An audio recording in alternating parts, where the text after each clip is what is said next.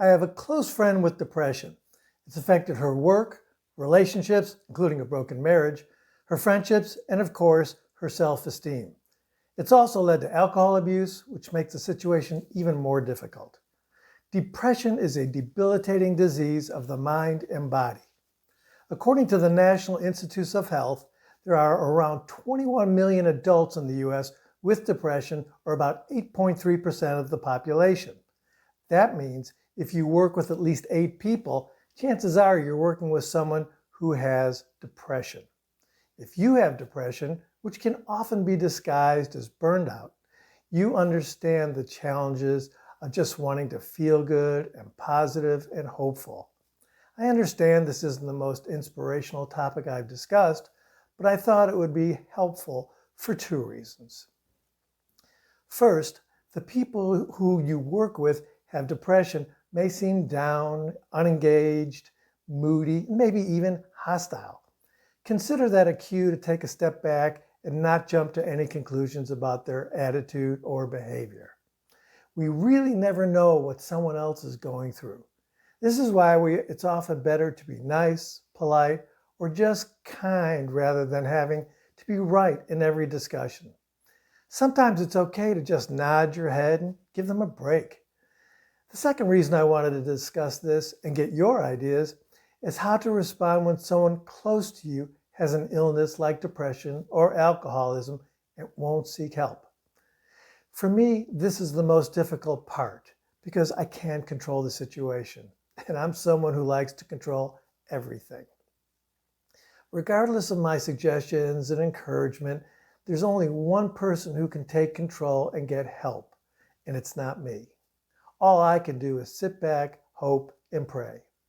When you're in an airplane about to take off and you're getting the emergency instructions, you're told if the oxygen masks come down and you're traveling with a child, to put yours on first. You need to be breathing and in control first in order to take care of a little one. At times, self-care seems selfish. It's a natural feeling. But self-care is a survival technique that is essential regardless of your circumstances. Especially during these times of worrying about someone else, hard as it is, you can't let it bring you down.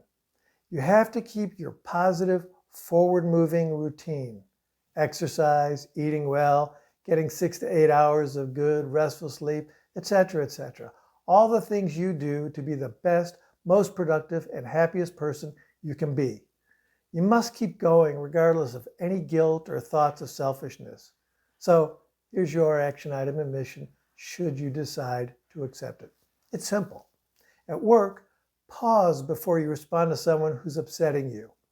A few minutes to gather your thoughts won't make any difference and might give the other person a chance to recover and respond first.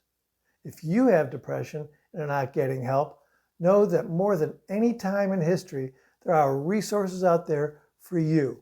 Even Michael Phelps, the Olympic swimmer, does TV commercials for online therapy. It's easy, inexpensive, and you can save yourself and give comfort to those who love you. I'm not a doctor or a therapist, but I know what I'm talking about. In the early 2000s, I was diagnosed with clinical depression and job burnout. My business started struggling, and the financial picture was not good. At the time, I also had 4 children who wanted to go to college, and the pressure made the situation really tough. I got lucky, found help, and turned things around. But it is a steep and slippery mountain to climb. If you've experienced depression or know someone who has it, jump in and let us know how you deal with it in the comments. This time I really mean it. Remember, one hand washes the other, and together they get clean. Thank you for watching. Have a really rewarding week, and let's help each other, and I'll see you next time. And thank you for watching such a long post. I hope it helps someone.